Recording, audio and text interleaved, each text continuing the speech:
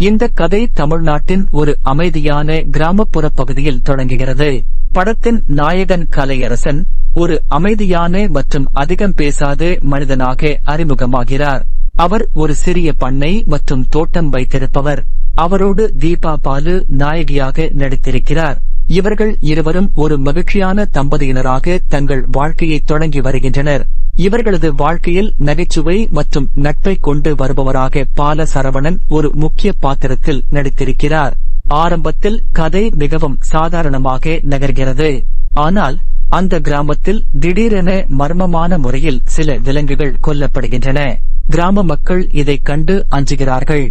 ஏதோ ஒரு தீய சக்தி அல்லது மர்மமான உருவம் இரவில் நடமாடுவதாக பேசிக் கொள்கிறார்கள்.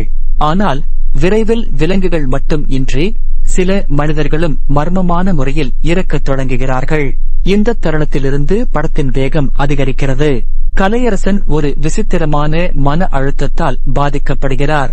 அவருக்கு அடிக்கடி சில கனவுகள் வருகின்றன. அந்த கனவுகளில் ஒரு சேவல் கத்துவது போலவும் அதன் பிறகு ஒரு கொலை நடப்பது போலவும் அவருக்கு தோன்றுகிறது. அவர் இதை பற்றி தனது மனைவியான தீபா பாலுவிடம் கூறுகிறார்.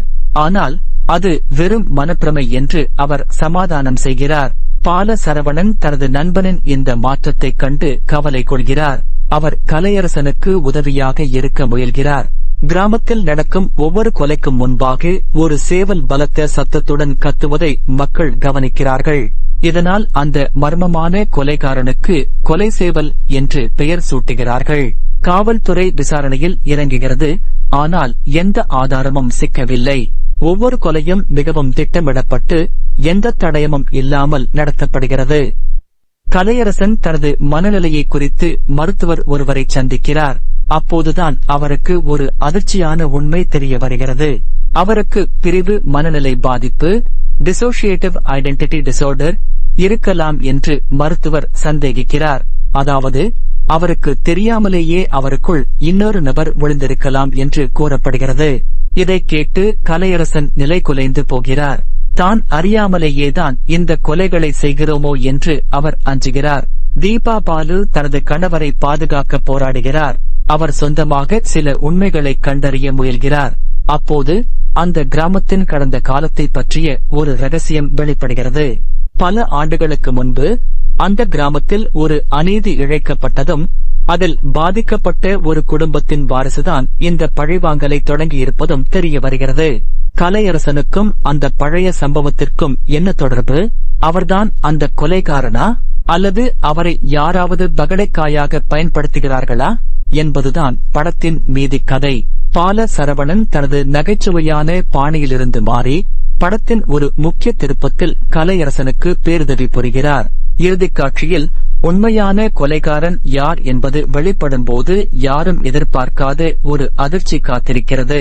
அது கலையரசன் அல்ல, மாறாக அவரோடு மிக நெருக்கமாக இருந்து ஒருவரே அந்த பழிவாங்கலை செய்து வந்தது தெரிய வருகிறது. சேவலின் சத்தம் என்பது ஒரு சமிக்ஞையாக பயன்படுத்தப்பட்டிருக்கிறது. கலையரசனின் மனநிலையை சிதைக்கவே அந்த நபர் இத்தனை தந்திரங்களை செய்துள்ளார். இறுதியில் கலையரசன் தனது மன போராட்டத்திலிருந்து விடுபட்டு உண்மையான குற்றவாளியை சட்டத்தின் முன் நிறுத்துகிறார். தீபா பாலுவின் அன்பும் பால சரவணனின் நட்பும் அவருக்கு துணையாக நிற்கின்றன. கொலை சேவல் என்ற மர்மம் விலகி கிராமத்தில் அமைதி திரும்புகிறது. இந்த படம் மார்ச் 2026 13 அன்று வெளியானது.